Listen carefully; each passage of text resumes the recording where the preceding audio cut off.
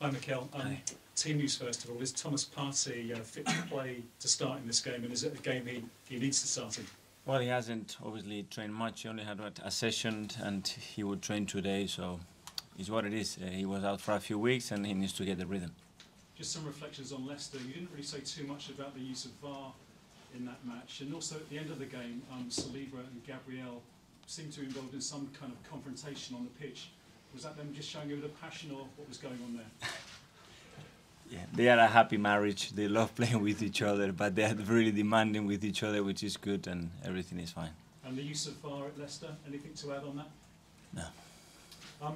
What about this game with Everton then? Is it a case of revenge after losing there earlier this month? It's a case of doing things better than we did when we played in a few weeks ago, and earning the right to win the game. And hopefully tomorrow we will play much better than what we did that day. Have you made the team look at the video of that match again, and what are you going to be telling them?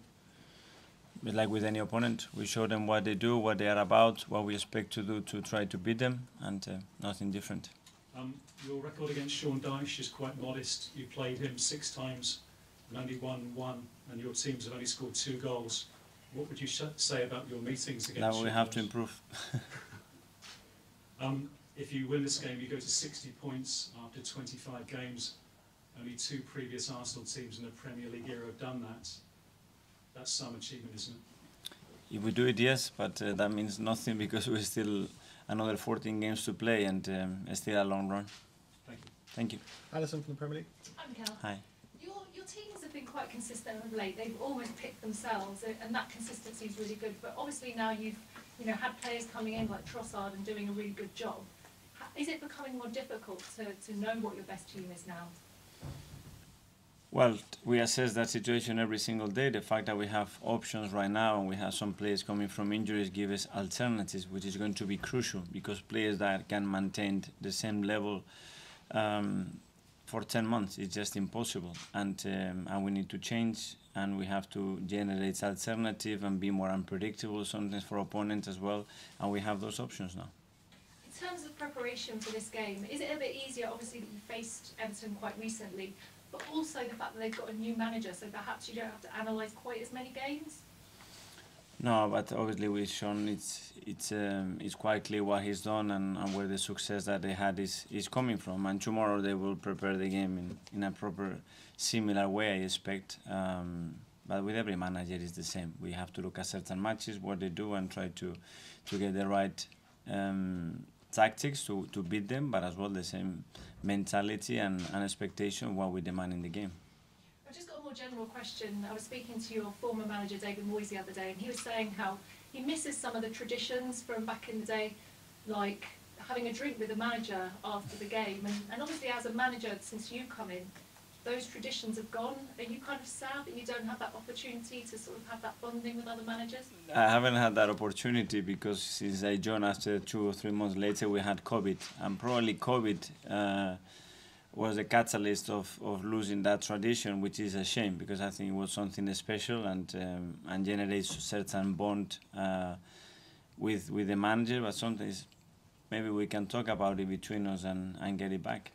Thank you. Thank you. Ian from Talksport. Hi, Mikel. You had that little blip, and now you've had 2 really good away wins at Villa and Leicester you spoke about after the victory on Saturday.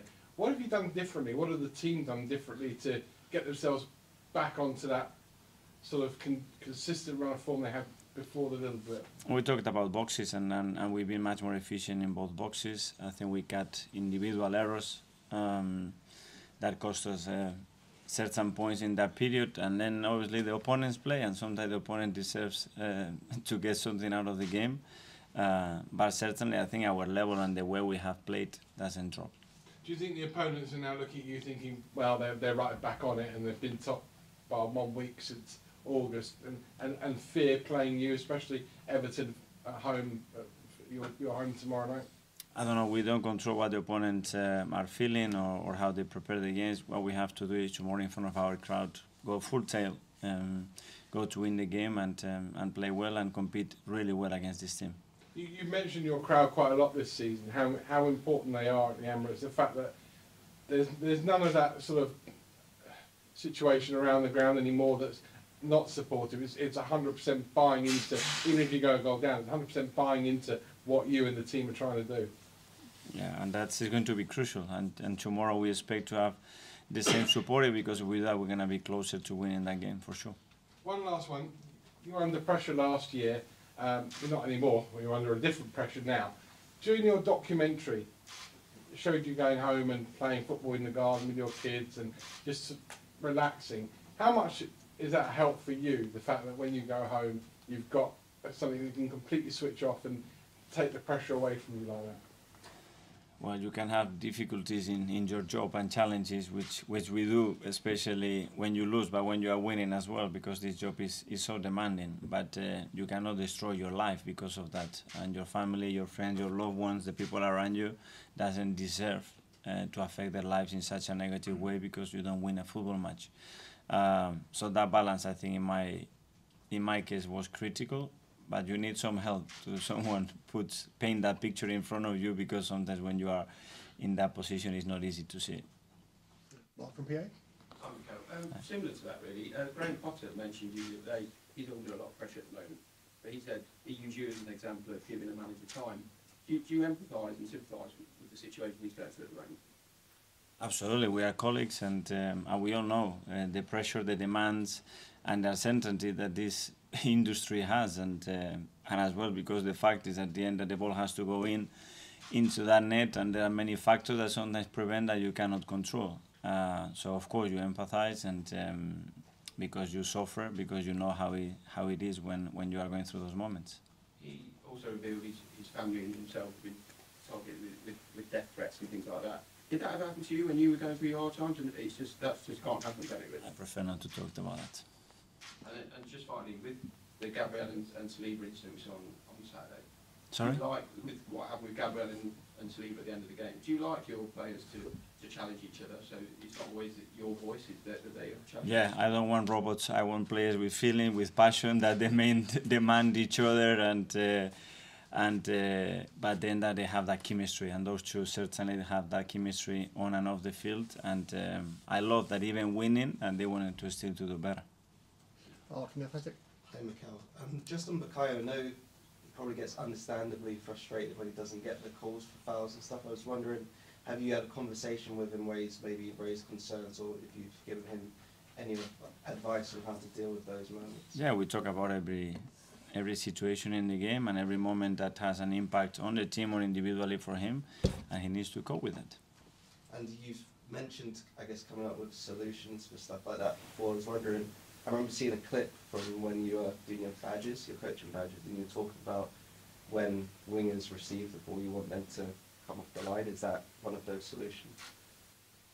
There are many solutions to different things. Okay, Tom? Hi, Mikel. Smith Rowe and Kivior both played for the under-21s last night, looked good. What did you kind of assess from their performances playing for the youth team? Really good. Obviously, they needed some minutes, and at the moment they haven't had much exposure for different situations, Jakub and him, and it was great to see them on the field, because we're going to need them in the next couple of games. And speaking of players getting minutes, obviously with it being so competitive, there are some players that aren't. Is there, say, someone like Kieran Tierney who's not got too many minutes recently? Do you think that there's a pressure maybe in the summer that you could lose some of those players if they don't get the time? I don't know. I'm not thinking about it. I'm thinking about the best for the team, and obviously earn the players with the right to play minutes, which they all deserve, and we're going to try to do that in the next couple of games.